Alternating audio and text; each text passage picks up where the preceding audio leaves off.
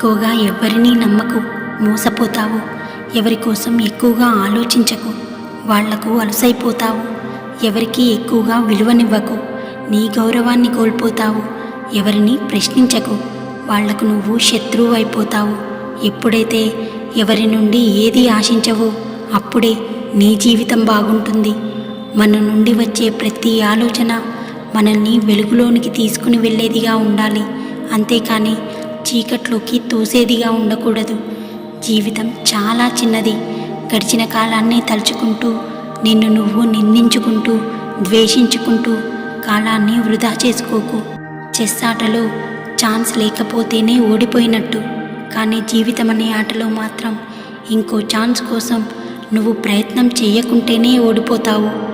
చాలామంది ఆస్తిపాస్తులు ఉండడమే అదృష్టం అనుకుంటారు, కానీ అదృష్టం అంటే కడుపారా తినగలగడం, కంటి నిండా నిద్రపోగలగడం, కష్టపడి పనిచేసే శక్తిని కలిగి ఉండడం, కష్టసుఖాలు పంచుకునేందుకు నీకంటూ వ్యక్తుల్ని కలిగి ఉండడం. నీ ఉద్యోగం, నీ హోదా, నీ అధికారం అన్నీ కొంతకాలం వరకే ఉంటాయి. నీ శరీరం కూడా నీ మాట వినని రోజంటూ ఒకటి వస్తుంది. అవసరానికి ఒక మనిషి, అవసరానికి ఓదారి అనుకుంటూ పోతే ఆపద వచ్చినప్పుడు ఒంటరివాడు అయిపోతావు. మనిషికి డబ్బు ఇచ్చే ధైర్యం కంటే మనిషికి మనిషి ఇచ్చే నమ్మకమే చాలా గొప్పది. నువ్వు ఎంత సంపాదించినా అది శాశ్వతం కాదు. నువ్వు గెలిచినా ఓడినా నిన్ను విడిచి వెళ్ళని ఒక బంధాన్ని సంపాదించుకో, అదే శాశ్వతం. తన అభిప్రాయాలను మార్చుకోలేని వ్యక్తి తన పొరపాట్లను ఎప్పుడూ సరిచేసుకోలేడు.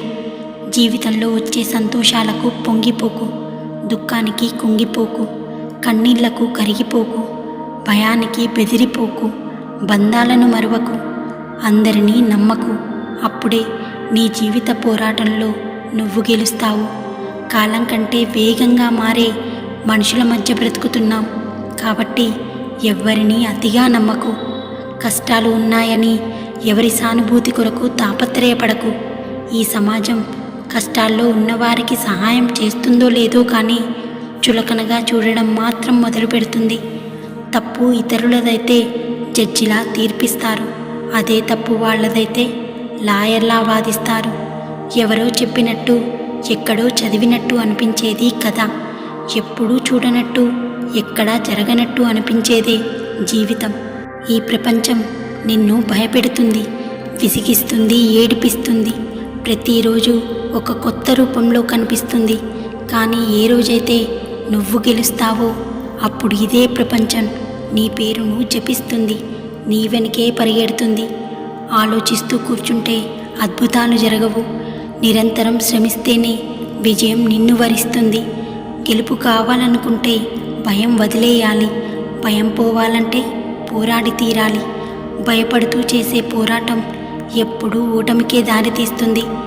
జీవితంలో నువ్వు పడ్డ ప్రతి బాధ నీకో గుణపాఠం. ఈ గుణపాఠమే నీ జీవితానికి ఒక బంగారు బాట వేస్తుంది. మనిషికి కష్టం లేకుండా అన్నీ దొరికితే జీవితం అన్న మాటకే అర్థం ఉండదు. జీవితం అంటే ప్రశ్న జవాబుల ఆట కాదు. అలాగే జీవితం అంటే పూరించాల్సిన పొడుపు కథ కాదు. జీవితం అంటే జీవించాల్సిన రహస్యం. అవతలి వాళ్ళ అభిప్రాయాలు మన గెలుపు ఓటములను నిర్ణయిస్తుంటే మన ప్రయత్నం కూడా అలసిపోతుంది. కాబట్టి వారి అభిప్రాయాలతో మనకు పని లేదు. మనసులో కత్తులు దాచుకొని మాటల్లో పువ్వులు రాల్చే మనుషులుంటారు.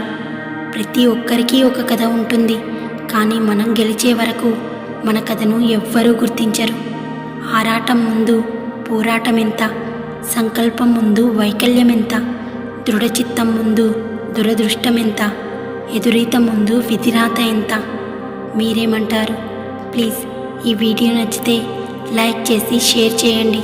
అలాగే నా ఛానల్ని సబ్స్క్రైబ్ చేసుకోండి.